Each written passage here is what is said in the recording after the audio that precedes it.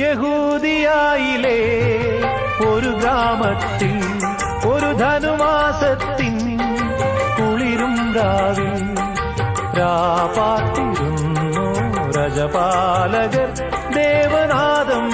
കേട്ടു ആമോദരാ വർണ്ണരാജികൾ വിടരും വാനി വെള്ളിമേഘങ്ങൾ ഒഴുകും രാവിൽ താരക